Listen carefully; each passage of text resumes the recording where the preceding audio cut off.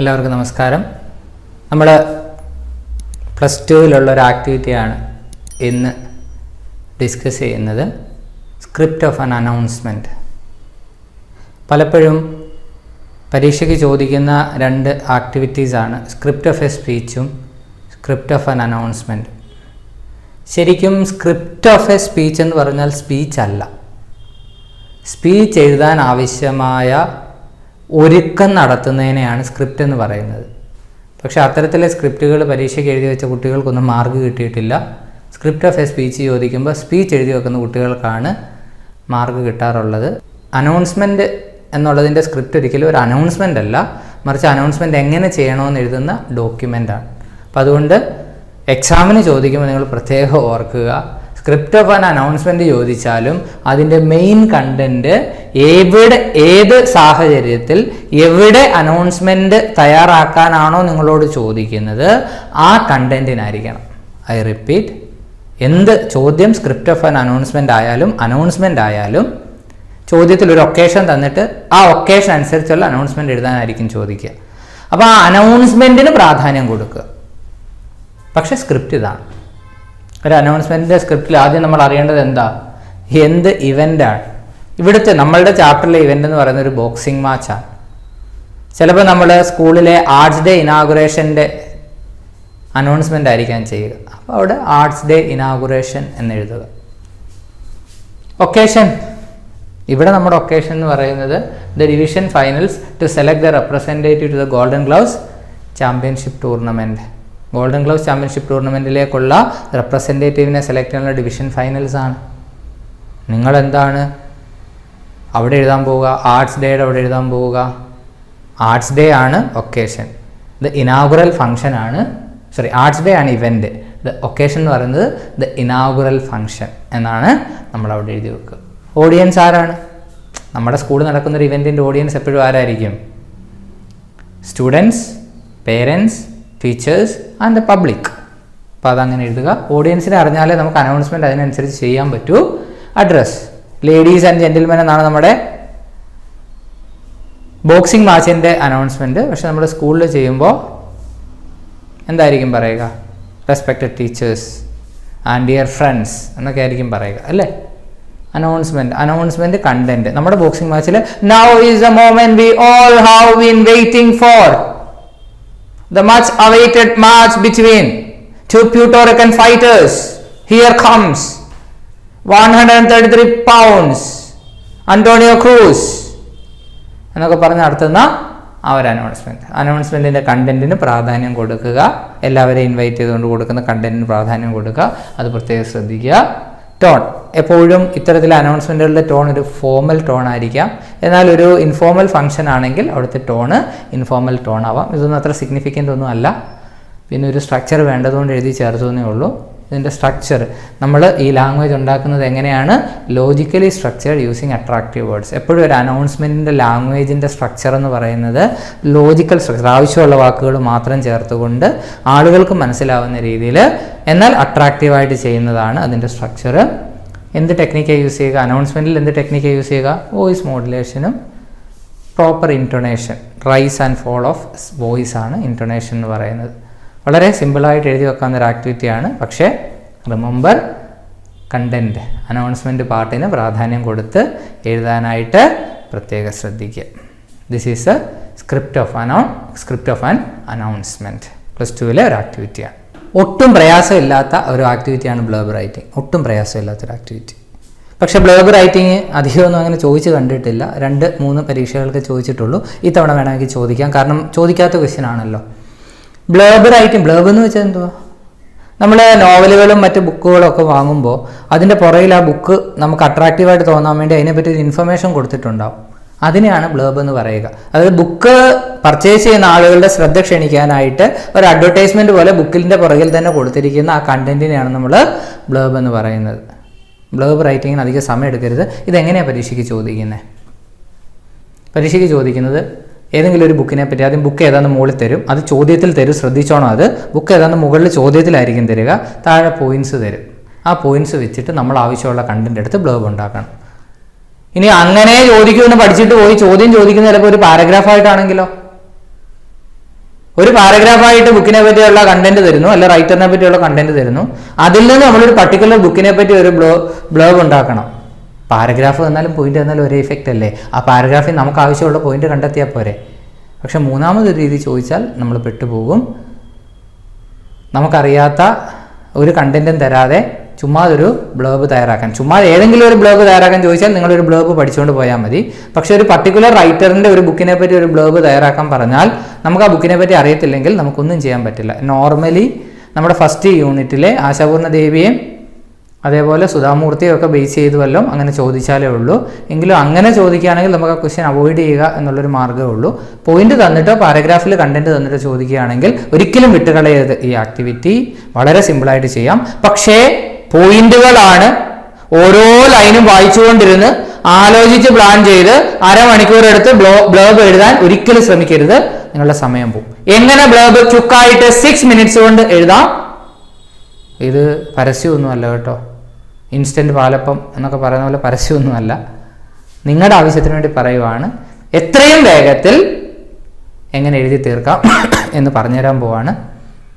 അത്യാവശ്യം എനിക്ക് ഏറ്റവും എക്സ്പ്ലെയിൻ ചെയ്യാൻ ഇഷ്ടമുള്ള ഒരു ആക്ടിവിറ്റി കൂടിയാണ് ബ്ലോഗ്. ശ്രദ്ധിക്കുക. ഞാനിത് പറയുമ്പോൾ നമ്മൾ സാധാരണ സംവിധാനങ്ങൾ മാത്രം ഉപയോഗിച്ച് ക്ലാസ് എടുക്കുന്ന ഒരു സിസ്റ്റമാണുള്ളത്. നമുക്ക് സ്ക്രീനും ഒന്നും ഷെയർ ചെയ്യാനുള്ള മാർഗ്ഗങ്ങളൊന്നുമില്ല. അതുകൊണ്ട് നിങ്ങൾ സഹകരിക്കുക. നമ്മുടെ പേജ് നമ്പർ 24, നിങ്ങളുടെ ടെക്സ്റ്റ് ബുക്കിലെ 24, പേജ് നമ്പർ 24 എടുത്തുകൊണ്ട് വേണം എൻ്റെ ക്ലാസ് കേൾക്കാനായിട്ട്. ചുമ്മാതെ മലർന്ന് കിടന്ന് ക്ലാസ് കേട്ടുകൊണ്ടിരിക്കരുത്. പേജ് നമ്പർ 24 അവിടെ ബ്ലോഗ് കൊടുത്തിട്ടുണ്ട്. ആക്ടിവിറ്റി 3 എന്നും പറഞ്ഞ് ബ്ലോഗ് റൈറ്റിംഗ് കൊടുത്തിട്ടുണ്ട്. അതെടുത്ത് വെച്ചിട്ട് വേണം നിങ്ങൾ ഈ ക്ലാസ് കേൾക്കാനായിട്ട്. +2 ടെക്സ്റ്റിൻ്റെ കാര്യം ഞാൻ പറയുന്നത്. അവിടെ കൊടുത്തിരിക്കുന്ന ബ്ലോഗ് ശ്രദ്ധിക്കുക. The temple tiger and more maneaters of Kumaon എന്നാണ്. അപ്പോൾ the temple tigers and more maneaters of Kumaon എന്നുള്ളത് എന്താ? ടൈറ്റിലാണ്. ഒരു ബുക്കിൻ്റെ ടൈറ്റിൽ എഴുതുമ്പോൾ ആ ടൈറ്റിലുള്ള മെയിൻ വേർഡ്സ്, ഫസ്റ്റ് ലെറ്റർ എപ്പോഴും ക്യാപിറ്റലായിരിക്കും. ബാക്കിയുള്ള വേർഡ്സ് ശ്രദ്ധിക്കുക. മെയിൻ വേർഡ്സിൻ്റെ എല്ലാം ആദ്യത്തെ അക്ഷരങ്ങൾ ക്യാപിറ്റൽ ലെറ്റർ ആയിരിക്കണം. മെയിൻ വേർഡ്സിൻ്റെ. The god of small things ആണ് നമ്മൾ എങ്ങനെ എഴുതും? The god of small things. ഏതൊക്കെ ക്യാപിറ്റൽ? ഇത് ഫസ്റ്റ് ലെറ്റർ ആയതുകൊണ്ട് ടി ക്യാപിറ്റൽ ആയിരിക്കണം. ജി എവിടെ ഗോഡ് എന്ന് എഴുതിയാലും ജി ക്യാപിറ്റൽ ആയിരിക്കണം. ഓഫ് ഒരു കണ്ടന്റ് വേർഡ് അല്ല, ഒരു സ്ട്രക്ചറൽ വേർഡാണ്, ഒരു ഫങ്ഷണൽ വേർഡാണ്, ഒരു പ്രപ്പോസിഷനാണ്. സ്മോൾ ലെറ്റർ മതി. സ്മോൾ ഒരു മെയിൻ വേർഡാണ്. തിങ്സ് ടി ഒരു മെയിൻ വേർഡാണ്. ക്യാപിറ്റൽ ലെറ്ററിൽ എഴുതണം. ഇവിടെ നമുക്ക് the temple tiger and more managers of Kumaon എന്ന ടൈറ്റിൽ വലുതായതുകൊണ്ട് രണ്ടായിട്ട് സ്പ്ലിറ്റ് ചെയ്ത് എഴുതിയേക്കുന്നതേ ഉള്ളൂ. അവിടെ രണ്ടായിട്ട് സ്പ്ലിറ്റ് ചെയ്ത് എഴുതുമ്പോൾ സെന്റർ ഫോക്കസ് ചെയ്ത് ഭംഗിയായിട്ട് എഴുതണം എന്നുള്ളത് പ്രത്യേകം ശ്രദ്ധിക്കുക. ഇനി ഇത് കഴിഞ്ഞിട്ട് നമ്മളൊരു ഗ്യാപ്പ് ഇട്ടിട്ട് റൈറ്ററിൻ്റെ പേര് എഴുതും. Arundhati Roy. I am not sure about the spelling. നമ്മൾ റൈറ്ററിൻ്റെ പേര് എഴുതുക. ഒരിത്തിരി സ്പേസ് ഒക്കെ ഇട്ടിട്ട് റൈറ്ററിൻ്റെ പേര് എഴുതുക. ഇനി അവിടെ കൊടുത്തിരിക്കുന്നത് എന്താണെന്ന് നോക്കുക. ഞാൻ ആ കണ്ടന്റ് വായിക്കാം. This is the last of Jim Corbett's books on his unique and thrilling hunting experiences in the Indian Himalayas. Indian ഹിമാലയസിലെ യുണീക്ക് ആൻഡ് ഹണ്ടിങ് ത്രില്ലിംഗ് ആയിട്ടുള്ള ഹണ്ടിങ് എക്സ്പീരിയൻസസിനെ പറ്റി പറയുന്ന ബുക്കാണ്. അപ്പോൾ ആരുടെ ബുക്കാണ്? ജിം കോർബറ്റിൻ്റെ ബുക്കാണെന്ന് തന്നിട്ടുണ്ട്. അദ്ദേഹത്തിൻ്റെ ലാസ്റ്റ് ബുക്കാണെന്ന് തന്നിട്ടുണ്ട്. അദ്ദേഹത്തിൻ്റെ ത്രില്ലിംഗ് എക്സ്പീരിയൻസിനെ പറ്റിയുള്ള ബുക്കാണെന്ന് തന്നിട്ടുണ്ട്. ഹണ്ടിങ് എക്സ്പീരിയൻസിനെ പറ്റിയുള്ള ബുക്കാണെന്ന് തന്നിട്ടുണ്ട്. അപ്പോൾ കുറേ കാര്യങ്ങൾ ഒറ്റ സെൻറ്റൻസിൽ തന്നിരിക്കുകയാണ്. കുറേ കാര്യങ്ങൾ ഒറ്റ സെൻറ്റൻസ് എന്ന് വെച്ചാൽ എന്താ അർത്ഥം? നമുക്ക് തന്നിരിക്കുന്ന പോയിന്റുകളെ ക്ലബ് ചെയ്ത് എഴുതണം എന്നാണ് അതിൻ്റെ അർത്ഥം. അടുത്തത് നോക്കുക. Corbett writes with an acute awareness of all jungle sights and sounds. കോർബറ്റിൻ്റെ റൈറ്റിംഗ് ഇൻ സ്റ്റൈലിനെ പറ്റിയുള്ള പോയിന്റാണ്. His words charge with a great love of human beings that lay within his hunting terrain. ഞാനത് എക്സ്പ്ലെയിൻ പോലും ചെയ്യുന്നില്ല. അദ്ദേഹത്തിൻ്റെ writing സ്റ്റൈലിനെ പറ്റിയുള്ള കുറേ ആശയങ്ങൾ ചേർത്ത് വെച്ചിട്ടുള്ള ഒരു പാരഗ്രാഫ്, ഒരു സെൻറ്റൻസ്. പക്ഷേ എപ്പോഴും അവർക്ക് ആ സെൻറ്റൻസിൽ പല പല ആശയങ്ങൾ ക്ലബ് ചെയ്തിട്ടുണ്ട് എന്നുള്ളത് മനസ്സിലാക്കുക. Together with the modesty, calm and precision of his prose, these qualities makes these stories very much a part of the classic Corbett corpus. അതിൻ്റെ മീനിങ് ഞാൻ പറയാൻ ഉദ്ദേശിക്കുന്നില്ല. അദ്ദേഹത്തിൻ്റെ കോർപ്പസിൻ്റെ പ്രാധാന്യമാണ് അവിടെ പറഞ്ഞിരിക്കുന്നത്. ഈ സ്റ്റോറീസിൻ്റെ പ്രത്യേകതയാണ്. Meaning is not significant for this activity. അടുത്തത് കൊടുത്തിരിക്കുന്നത് എന്താണെന്ന് നോക്കിയേ. ഒരു ലൈൻ സ്പേസ് വിട്ടിട്ട് ഒരു കൊട്ടേഷൻ കൊടുത്തിട്ട് ആ കൊട്ടേഷൻ്റെ താഴെ ഒരു ഹൈഫൻ ഇട്ടിട്ട് ഓതറിൻ്റെ പേര് എഴുതി വെക്കുക. അപ്പം നിങ്ങൾക്ക് തരുന്ന ലിസ്റ്റിൽ എവിടെയെങ്കിലും ഒരു കൊട്ടേഷൻ ഉണ്ടെങ്കിൽ അത് വായിക്കാൻ പോലും മെനക്കെടരുത്. അത് എഴുതേണ്ടത് എവിടെയാ? സെക്കൻഡ് പാരഗ്രാഫായിട്ട് എഴുതുക, താഴെ ഹൈഫൻ ഇടുക, റൈറ്ററിന്റെ പേര് എഴുതുക. വായിക്കാൻ പോലും മെനക്കെടരുത്, സമയം കളയരുത്. കൊട്ടേഷൻ എവിടെ എഴുതണം ഇപ്പൊ നമുക്ക് മനസ്സിലായി.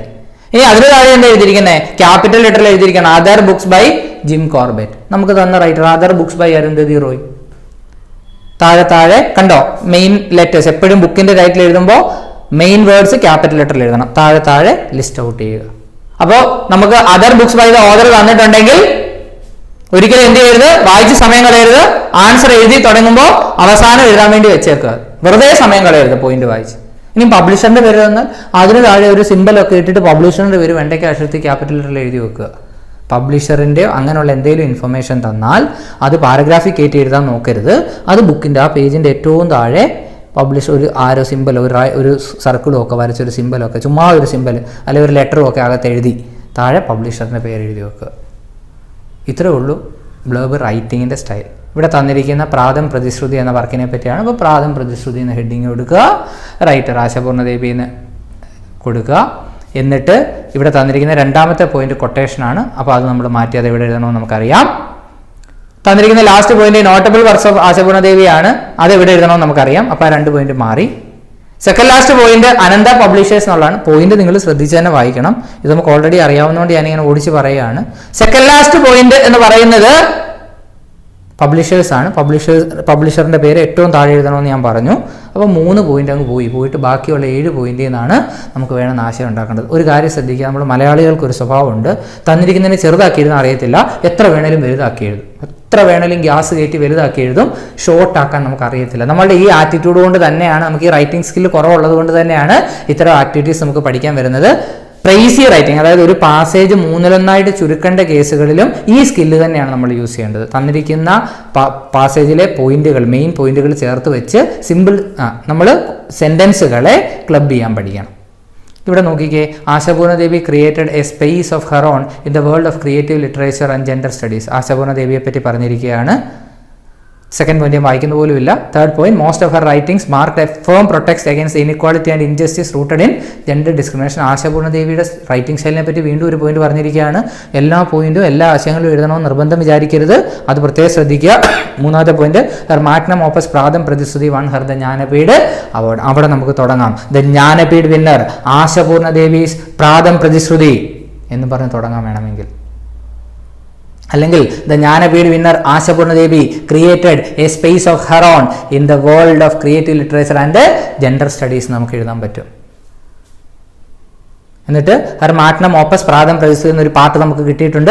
അത് നമ്മൾ വേറെ അടുത്ത സെന്റൻസുകളൂടെ, ആ വർക്കിനെ പറ്റിയുള്ള സെന്റൻസുകളൂടെ വായിച്ചിട്ട് അവിടെ എവിടെയെങ്കിലും നമുക്ക് യൂസ് ചെയ്യാം. നോക്കി അടുത്ത പോയിന്റ് എന്താണ്? The novel is about an uncommon woman Satyavati who dared to break the so called rules made to control the lifes of the Bengali women in those days. എല്ലാം വേണ്ട, അവിടെ നമുക്ക് വേണ്ടത് എന്താ? The novel is about Satyavati, അത്ര മാത്രം എടുത്താലും മതി. So her magnum opus Pratham Pratishruti is about an uncommon woman Sathyavathi.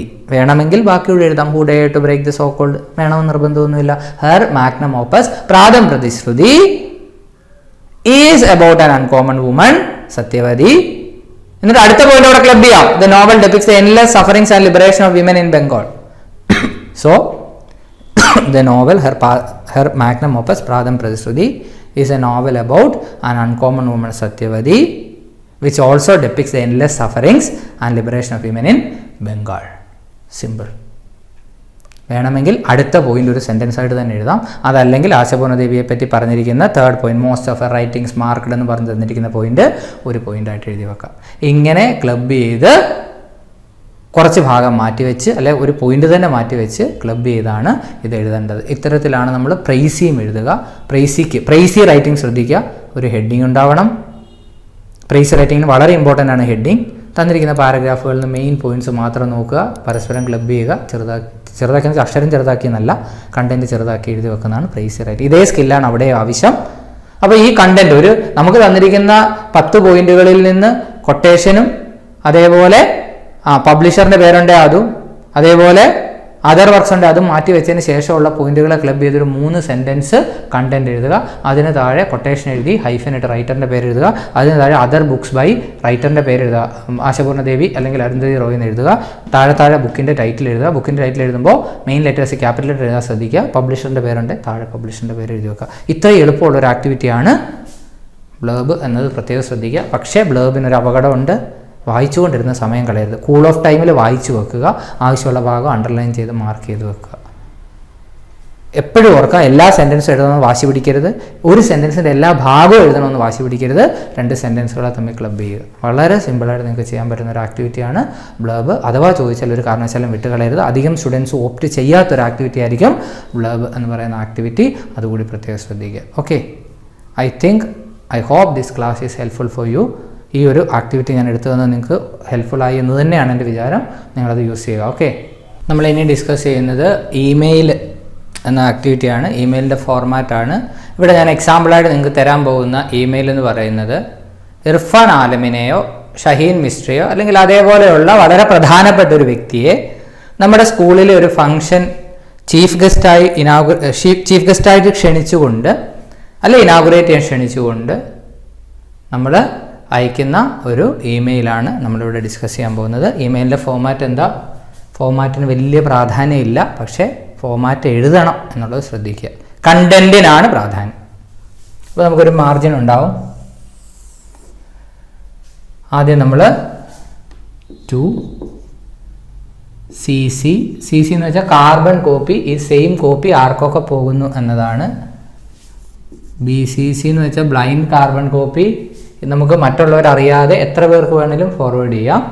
Then subject. ഇത് ഓരോന്നും ചെറിയ ബോക്സിലിടുക. സെൻറ്ററിൽ കോളൻ ഇടുക. ടു ഇർഫാൻ ആലം ആണെങ്കിൽ ഇർഫാൻ ആലം @gmail.com. CC ആരുമില്ല, BCC ആരുമില്ല. സബ്ജക്റ്റ് എന്താ? Invitation to a seminar on entrepreneurship.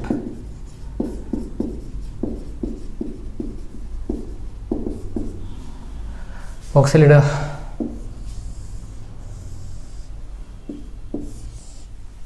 ഇവിടെ വെക്കാൻ പോകുന്ന കണ്ടന്റ് ശ്രദ്ധിച്ച് കേൾക്കുക. നമ്മൾ ഇങ്ങനെ ഒരു ഇമെയിൽ എഴുതുമ്പോൾ നമ്മൾ ആരാണെന്ന് ആദ്യം ഇൻട്രൊഡ്യൂസ് ചെയ്യണം.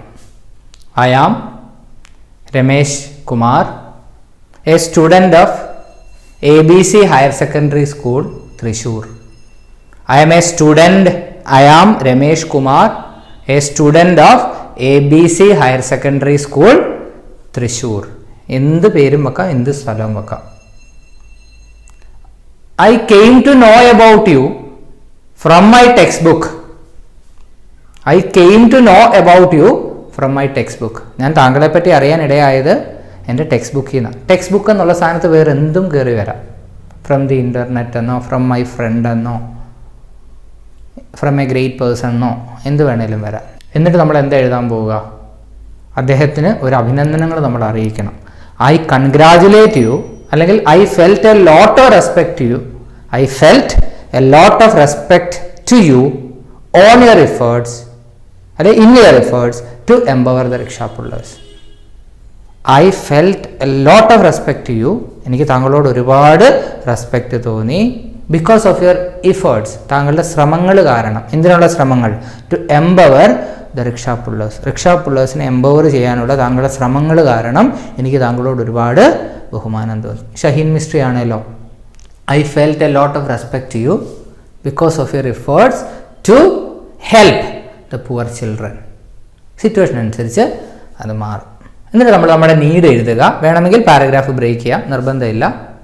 V are organising a seminar on entrepreneurship in the second week of November. We are organising a seminar on entrepreneurship in the second week of November. We would like to have you as our chief guest. താങ്കൾ chief guest ആകണമെന്നാണ് ഞങ്ങളുടെ ആഗ്രഹം. We would like to have you as our chief guest. ഞങ്ങളുടെ chief ഗസ്റ്റായി താങ്കൾ ഉണ്ടാവണം എന്നാണ് ഞങ്ങളുടെ ആഗ്രഹം. The details of the seminar is included in the PDF document which is attached with this email. അങ്ങനെ എഴുതിയാൽ മതി. the details of the സെമിനാറിൻ്റെ ഡീറ്റെയിൽസ് ഈസ് ഇൻക്ലൂഡ് ചെയ്യപ്പെട്ടിട്ടുണ്ട് ഇൻ ദ PDF ഫയലിൽ which is attached with this email. ഈ ഇമെയിലുമായിട്ട് attach ചെയ്തിരിക്കുന്ന PDF ഫയലിൽ നമ്മൾ കൊടുത്തിട്ടുണ്ട് എന്നാണ്. We will fix the final date only as per your convenience. We will fix the final date fix ചെയ്യുന്നത് only as per your convenience. താങ്കളുടെ convenience അനുസരിച്ചായിരിക്കും ഞങ്ങൾ ഫൈനൽ ഡേറ്റ് ഫിക്സ് ചെയ്യുക. I request you to come as the chief guest for our seminar. ഞങ്ങളുടെ സെമിനാറിൻ്റെ chief ഗസ്റ്റായിട്ട് വരണമെന്ന് ഞാൻ താങ്കളോട് അപേക്ഷിക്കുന്നു. ഇങ്ങനൊരു ചോദ്യം ഒരു ആക്ടിവിറ്റിയാണ്. ഇൻവൈറ്റിംഗ് എ ഗസ്റ്റ് എന്നുള്ളത് തന്നെ ഒരു ആക്ടിവിറ്റിയാണ്. അത് ഇമെയിലായിട്ട് തന്നെ ചോദിക്കണമെന്നില്ല, ലെറ്ററായിട്ട് ചോദിക്കാം, എങ്ങനെ വേണമെങ്കിലും ചോദിക്കാം. അതൊരു ആക്ടിവിറ്റിയാണ്. അതുകൊണ്ടാണ് ഇത്രയും ഡീറ്റെയിൽഡ് ആയിട്ട് പറഞ്ഞു തന്നത്. എന്നിട്ട് നമ്മൾ അവസാനം എന്തെഴുതുക, കൺക്ലൂഡ് ചെയ്യുന്നിടത്ത് എന്തെഴുതുക, left alignment, sorry, thank you expecting your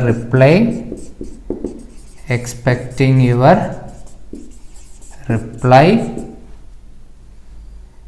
secretary, ആരാന്ന് എഴുതണമല്ലോ അല്ലേ, സെക്രട്ടറി സ്കിൽ ക്ലബ്, വേണമെങ്കിൽ കോമ ഇട്ടിട്ട് സ്കൂളിൻ്റെ പേര് കൂടി വെക്കാം. ഇങ്ങനെയാണ് നമ്മൾ ഒരു ഇമെയിൽ എഴുതുന്നത്. ഈ കണ്ടൻറ്റും ഇമ്പോർട്ടൻ്റ് ആണ്. ഞാൻ നിങ്ങൾ എക്സ്പ്ലെയിൻ ചെയ്തെന്ന കണ്ടൻറ്റും ഇമ്പോർട്ടൻ്റ് ആണ്. അങ്ങനെ തന്നെ ഒരു ചോദ്യം എക്സാമിന് ചോദിക്കാം. കണ്ടൻറ്റ് ആരെയാണ് ഇൻവൈറ്റ് ചെയ്യാൻ ചോദിക്കുന്നത് അതിനനുസരിച്ച് മാറ്റം വരുത്തുക. ഓക്കെ, നമ്മൾ ഇനി ഡിസ്കസ് ചെയ്യാൻ പോകുന്ന +2 മാത്രമായിട്ട് ഡെഡിക്കേറ്റ് ചെയ്യപ്പെട്ടിട്ടുള്ള ഒരു ആക്ടിവിറ്റിയാണ് ബ്ലോഗ് റൈറ്റിംഗ് എന്ന് പറയുന്ന ആക്ടിവിറ്റി. ബ്ലോഗ് എഴുതാൻ ചോദിച്ചാൽ എന്തിനെ പറ്റിയാണ് എഴുതാൻ ചോദിക്കുന്നത്, ആ ഹെഡിങ് എഴുതിയ കണ്ടൻറ്റ് എഴുതി വെച്ച് ബോക്സ് വരച്ചാൽ മതി. ശരിക്കും അതാണ് ബ്ലോഗ് എന്ന് പറയുന്നത്. എങ്കിലും നിങ്ങൾക്ക് കുറച്ചുകൂടെയൊക്കെ ഡിസൈൻ ചെയ്യണമെന്നുണ്ടെങ്കിൽ നമുക്ക് നോക്കാം. ഒരു വെബ് പേജ് പോലൊക്കെ വേണം നമുക്ക് ഡിസൈൻ ചെയ്ത് എഴുതാം. ഇപ്പോൾ ടീച്ച് ഫോർ ഇന്ത്യയിലേക്ക് ടീച്ചേഴ്സിന് ആവശ്യമുണ്ടെന്ന് പറഞ്ഞ് ഒരു അഡ്വർടൈസ്മെൻ്റ് ഒരു ബ്ലോഗായിട്ട് ചോദിച്ചാൽ, അതല്ലെങ്കിൽ ടീച്ച് ഫോർ ഇന്ത്യയെ പറ്റി ഒരു ബ്ലോഗ് ചോദിച്ചാൽ എങ്ങനെ എഴുതും? ജസ്റ്റ് ഒരു ഡിസൈനാണ്. ഞാൻ വരയ്ക്കാനൊന്നും അത്ര സ്കിൽഡൊന്നും അല്ല. ജസ്റ്റ് കാണിച്ചു തരാം എങ്ങനെയൊക്കെയാണ് കാര്യങ്ങളെന്നുള്ളത്. നിങ്ങൾ അതിനനുസരിച്ച് പ്ലാൻ ചെയ്യുക. ഒരു മാർജിൻ ഉണ്ടാവും. നമ്മൾ ഒരു ബ്ലോഗിനൊരു നമ്മളൊരു വലിയൊരു ബോക്സ് ഒക്കെ കൊടുത്ത് നമ്മൾ എന്ത് ചെയ്യുന്നു, അതിൻ്റെ ഹെഡിങ് അങ്ങോട്ട് എഴുതുന്നു, teach for India. Teach for India എന്ന് വെച്ചാൽ നമ്മുടെ ഷഹീൻ മിസ്ട്രിയുടെ ആകാംക്ഷ എന്ന് പറയുന്നത് ടീച്ച് ഫോർ ഇന്ത്യ ആയിട്ട് ഡെവലപ്പ് ചെയ്തു. ഇന്ന് ടീച്ച് ഫോർ ഇന്ത്യയുടെ CEO ആണ് ഷഹീൻ മിസ്ട്രി. ഒരുപാട് കുഞ്ഞുങ്ങളെ എഡ്യൂക്കേറ്റ് ചെയ്യാനൊക്കെ ആയിട്ട് മഹത്തായ സേവനം നടത്തിക്കൊണ്ടിരിക്കുന്ന ഒരു സ്ഥാപനമാണ് ടീച്ച് ഫോർ ഇന്ത്യ എന്ന് പറയുന്നത്. നമുക്ക് വേണമെങ്കിൽ അതൊരു വെബ്സൈറ്റിലൊക്കെ കണ്ടിട്ടില്ലേ, നമ്മളിങ്ങനെ home, gallery, features, contact us, ഇങ്ങനെയൊക്കെ കൊടുത്തിരിക്കുന്നത്. അതേപോലെ വേണേൽ ചെയ്യാം. എന്നിട്ട് നമ്മൾ ആദ്യം എഴുതുന്നത് ടീച്ച് ഫോർ ഇന്ത്യ എന്താണെന്ന്. എന്താ ടീച്ച് ഫോർ ഇന്ത്യ? എന്താ teach for India? No, teach for India. Teach for India is an organisation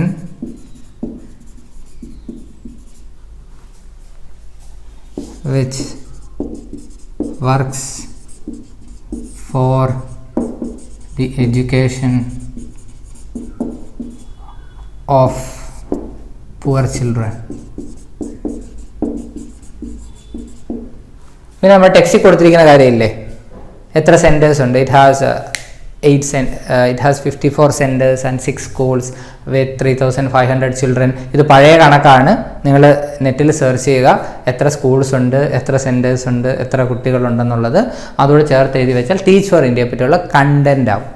പിന്നെ നമ്മൾ കണ്ടൻറ് എഴുതി കഴിഞ്ഞാൽ നമുക്ക് വേണമെങ്കിൽ ഇവിടെ ഒരു ഫോട്ടോ ആണെന്ന് വിചാരിക്കുക. ഷഹീൻ മിസ്ട്രിയുടെ ഒരു ഫോട്ടോ വെച്ചിട്ട് ഇവിടെ ഷഹീൻ മിസ്ട്രി പറയുന്നതായിട്ടൊരു കൊട്ടേഷൻ എഴുതുക.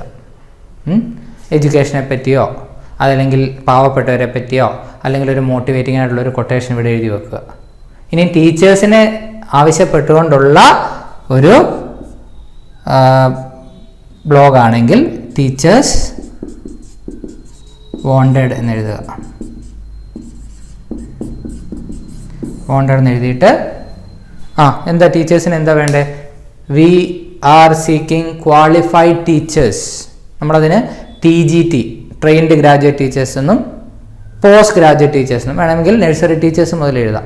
V are seeking trained teachers for the in order to work for our schools, in order to work for our centers. We are seeking trained teachers to work for our centers. We seek service minded teachers with good communication skills.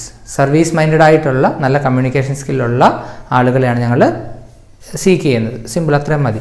എന്നിട്ട് send A resume to എന്ന് പറഞ്ഞിട്ട് email I D വെക്കുക. എന്നിട്ട് box വരച്ചിട്ടാൽ അതൊരു ബ്ലോഗാവും. പക്ഷേ blog ചോദിക്കുന്നത് ഏതെങ്കിലും ഒരു subject, for example dangers of drug abuse എന്ന് പറഞ്ഞൊരു ബ്ലോഗ് തയ്യാറാക്കാൻ പറഞ്ഞാൽ ഡേഞ്ചേഴ്സ് ഓഫ് ഡ്രഗ് അബ്യൂസ് എന്ന് എഴുതുക, ആ കണ്ടന്റ് എഴുതുക. വേണമെങ്കിൽ നിങ്ങൾക്ക് എവിടെയെങ്കിലുമൊക്കെ ഒരു കൊട്ടേഷനോ എവിടെയെങ്കിലുമൊക്കെ 1-2 പടങ്ങളോ ഒക്കെ വരച്ച് വെച്ചതിനെ കുറച്ചുകൂടി അട്രാക്റ്റീവ് ആക്കാം എന്നതാണ് അതിൻ്റെ ഡിഫറൻസ്. അട്രാക്റ്റീവ് ആക്കാൻ ശ്രമിക്കുക. നോർമലി ആ കണ്ടന്റിനാണ് പ്രാധാന്യം. ഇതാണ് ബ്ലോഗ് റൈറ്റിംഗ് എന്നുള്ളത്. ബ്ലോഗ് റൈറ്റിങ്ങിനെ പറ്റി ഇതിൽ മനോഹരമായിട്ട് വേണമെങ്കിൽ നിങ്ങൾക്ക് ബ്ലോഗുകൾ സെർച്ച് ചെയ്ത് നോക്കിയാൽ മനസ്സിലാക്കാനായിട്ട് സാധിക്കും. ഞാൻ വളരെ ബേസിക് ആയിട്ടുള്ളൊരു കാര്യമാണ് പറഞ്ഞു തന്നത്. ഇങ്ങനെ തന്നെ ആവണമെന്നൊന്നുമില്ല, ഇതിലൊക്കെ ഭംഗിയായിട്ട് ചെയ്യാൻ പറ്റും ബ്ലോഗ് റൈറ്റിംഗ്. ഇതൊരു ഐഡിയ കിട്ടാൻ വേണ്ടി മാത്രം എൻ്റെ മനസ്സിലുള്ളത് ഞാൻ അതുപോലെ ഒരു ഐഡിയ നിങ്ങൾക്ക് പറഞ്ഞു തന്നേ ഉള്ളൂ. ഇത് എങ്ങനെ വേണമെങ്കിലും നമുക്ക് ക്രിയേറ്റ് ചെയ്യാൻ പറ്റുന്നൊരു കാര്യമാണ്, അത് ശ്രദ്ധിക്കുക. ഓക്കെ, പാനൽ ഡിസ്കഷൻ എന്ന് പറയുന്നൊരു ആക്ടിവിറ്റി ഉണ്ട്. കഴിഞ്ഞ വർഷം ഞാൻ ചെയ്ത കുറച്ച് വീഡിയോസ്, ആക്ടിവിറ്റി വീഡിയോസ് ഉണ്ട്, അതിൻ്റെ കൂട്ടത്തിൽ കിടപ്പുണ്ട് പാനൽ ഡിസ്കഷൻ. നിങ്ങൾ പ്ലേലിസ്റ്റിൽ നോക്കി കണ്ടെത്തിയത് നോക്കുക. എങ്കിലും ഒന്ന് ഓടിച്ച് പറഞ്ഞുതരാം. പാനൽ ഡിസ്കഷൻ 2 രീതിയിൽ ചോദിക്കാം. ഒന്ന്, പാനലിസ്റ്റുകളെ ഇൻവൈറ്റ് ചെയ്തുകൊണ്ട്, ഓഡിയൻസിനെ ഇൻവൈറ്റ് ചെയ്തുകൊണ്ടുള്ളൊരു സ്പീച്ച് ചോദിക്കാം. അതല്ലെങ്കിൽ പാനൽ ഡിസ്കഷനായിട്ട് ചോദിക്കാം. എന്താ പാനൽ ഡിസ്കഷൻ എന്ന് വെച്ചാൽ, ഏതെങ്കിലും ഒരു സബ്ജക്റ്റിൽ എക്സ്പേർട്സ് ആയിട്ടുള്ള 1, 2, 3 ആളുകളെ ഒരു വേദിയിൽ വിളിച്ചിരുത്തി അവർ ആ വിഷയത്തെപ്പറ്റി ആധികാരികമായിട്ട് സംസാരിക്കുന്നതിനെയാണ് നമ്മൾ പാനൽ ഡിസ്കഷൻ എന്ന് പറയുന്നത്. അപ്പോൾ പാനൽ ഡിസ്കഷൻ എങ്ങനെ ഇൻട്രൊഡ്യൂസ് ചെയ്യുന്നത്? A warm good morning to all of you, distinguished guests on the dais and the audience. I welcome all of you to this panel discussion. This is a discussion on ഏത് subject ആണെന്ന് പറയുക. We have a group of eminent panelists over here. നമുക്ക് eminent panelist ആയിട്ടുള്ള കുറേ ആളുകൾ ഇവിടെ ഉണ്ട്. അതിൽ ഓരോരുത്തരെയായിട്ട്, for example Shri advocate Harish Vasudevan, a famous environmental activist and a young lawyer. He is very active in the social service sector also. I invite him to this discussion on ഏത് subject ആണെന്ന് എഴുതുക. ഇതേപോലെ ഓരോ എക്സ്പേർട്ടുകളെ നമ്മൾ മനസ്സിൽ എൻവയോൺമെൻറ്റുമായിട്ട് ബന്ധപ്പെട്ട് 3-4 എക്സ്പേർട്സിനെ ഓർത്തുകൊണ്ട് പോവുക.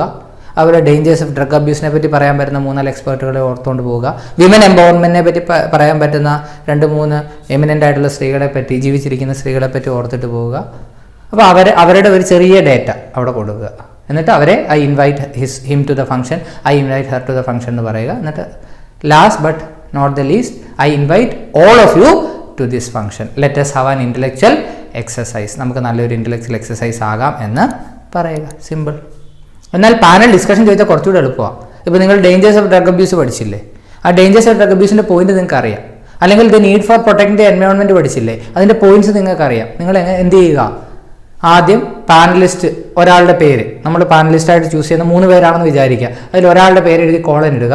ആ ആൾ പറയുന്നതായിട്ട് നമ്മളുടെ മനസ്സിലുള്ള 2-3 ആശയങ്ങൾ എഴുതുക. എന്നിട്ട് ഫുൾ സ്റ്റോപ്പ് ഇട്ടിട്ട് അടുത്ത പാനലിസ്റ്റിന്റെ പേര് എഴുതുക. ബാക്കി ആശയം ആ ആൾ പറയുന്നതായിട്ട് എഴുതുക. വീണ്ടും 1-മത്തെയോ അല്ലെങ്കിൽ 3-മത്തെയോ പാനലിസ്റ്റിന്റെ പേര് എഴുതി ആ ആൾ പറയുന്നതായിട്ട് എഴുതുക. അങ്ങനെ നമ്മുടെ കയ്യിലുള്ള പോയിന്റ്സ് പാനലിസ്റ്റുകൾ പറയുന്നതായിട്ട് പ്രസന്റ് ചെയ്യുക, ഒരു കോൺവെർസേഷൻ മാതിരി. അപ്പോൾ കോൺവെർസേഷൻ ആകുമ്പോൾ I also agree to that, I don't agree to that, that is a valuable point, ഇങ്ങനെയൊക്കെയുള്ള പോയിന്റ് ഇടയ്ക്ക് മിക്സ് ചെയ്യുക. ഇങ്ങനെയാണ് പാനൽ ഡിസ്കഷനായിട്ട് എഴുതുക. അങ്ങനെ ചോദിച്ച് അധികം കണ്ടിട്ടില്ല ഈ ആക്ടിവിറ്റി, പക്ഷേ എന്താണെന്ന് അറിഞ്ഞിരിക്കണം. അതേപോലെ പ്രൈസി റൈറ്റിംഗ് എന്ന് വെച്ചാൽ എന്താ? PRECISE, Praisy writing. തന്നിരിക്കുന്ന പാസേജിനെ 3-1 ചുരുക്കുക എന്നതാണ് പ്രൈസി റൈറ്റിംഗ് എന്ന് കൊണ്ട് ഉദ്ദേശിക്കുന്നത്. പാനൽ ഡിസ്കഷൻ അതേ ഉള്ളൂ. ഇനിയും ഏറ്റവും ഇമ്പോർട്ടൻ്റ് ആയിട്ടുള്ള ഒരു ആക്ടിവിറ്റിയാണ് റിപ്പോർട്ട് ഓഫ് എ സെമിനാർ. ഒരു സെമിനാറിൻ്റെ ഒന്നുകിൽ ഒരു നോട്ടീസ് തരും, ആ നോട്ടീസിനെ ബേസ് ചെയ്ത് റിപ്പോർട്ട് എഴുതുക. അല്ലെങ്കിൽ തരാതെ തന്നെ നമ്മുടെ സ്കൂളിൽ നടത്തിയ ഏതെങ്കിലും ഒരു ഫംഗ്ഷൻ്റെ റിപ്പോർട്ട് എഴുതാൻ ചോദിക്കും. ഞാൻ കഴിഞ്ഞ വർഷം എടുത്ത ഒരു ലൈവ് സെഷൻ യൂട്യൂബിൽ കിടപ്പുണ്ട്. ആ ലൈവ് സെഷൻ്റെ തുടക്കത്തിൽ ഈ ആക്ടിവിറ്റി വെച്ചിട്ടാണ് നമ്മൾ തുടങ്ങുന്നത്. വളരെ ഇമ്പോർട്ടൻ്റ് ആക്ടിവിറ്റി, കഴിഞ്ഞ പരീക്ഷകളിൽ പോലും ചോദിച്ച ഒരു ആക്ടിവിറ്റിയാണ്. എങ്കിലും ഞാനൊന്ന് ഓടിച്ച് പറയാം. ഒരു പ്രോഗ്രാം ആകുമ്പോൾ നമ്മൾ ആദ്യം അതിൻ്റെ റിപ്പോർട്ട് എഴുതുന്ന പാസ്റ്റ് ടെൻസിലാണ് ആദ്യം നമ്മൾ എഴുതും. ഇപ്പോൾ ഒരു സപ്പോസ് എൻവയോൺമെൻറ്റൽ പൊല്യൂഷനെ പറ്റി നടത്തിയൊരു സെമിനാർ ആണെങ്കിൽ എങ്ങനെ എഴുതും? The report of A seminar conducted in ABC school by Nature Club on environmental pollution on ഏതൊക്കെ ഡേറ്റ്, ഒരു ഡേ ആണ്, ഒരു ഡേ അല്ലെ ഏതൊക്കെ ഡേ ആണോ ആ ഡേറ്റ് വെക്കുക. The report of A seminar conducted in ABC Higher Secondary School on environmental pollution on 3 November 2021. ഇങ്ങനെ എഴുതി അണ്ടർലൈൻ ചെയ്യുക. എന്നിട്ട് എങ്ങനെ എഴുതും? A seminar was conducted on environmental pollution in ABC Higher Secondary School. അല്ലെ nature club of ABC Higher Secondary School organized a seminar on environmental pollution on. The function was conducted in the school seminar hall and it started at 10 AM with the prayer of the school choir. എന്നിട്ട് ആരാ welcome speech എന്ന് നോക്കുക, പേരെഴുതുക, ആളുടെ designation. For example the school principal mister അല്ലെങ്കിൽ doctor Varghese Thomas delivered the welcome speech അല്ലെങ്കിൽ welcomed the gathering to the seminar. The PTA president so and so presided over the function. The function was inaugurated by the famous ആരാണോ അദ്ദേഹത്തെ എഴുതുക. പക്ഷെ അവിടെ ഒരു കാര്യം ഓർക്കുക, അദ്ദേഹം എൻവയോൺമെൻറ്റൽ പൊല്യൂഷനെ പറ്റി ഏതെങ്കിലും ഒരു വാചകം പറയണം. നമുക്കിങ്ങനെ എഴുതാം, he spoke about environmental pollution and the impacts of it. അടുത്തത് സെമിനാർ ആകുമ്പോൾ ക്ലാസ്സസ് വെയർ ടേക്കൺ ബൈ ആരുടെയൊക്കെ എന്ന് വെച്ചാൽ അവരുടെ പേരെഴുതുക. എന്നിട്ട് ആദ്യത്തെ ആൾ ശ്രീ അല്ലെ professor Mohankumar spoke about pollution and its impact on animals. Shri Varghese Kurian spoke about the impact of pollution on the ecosystem.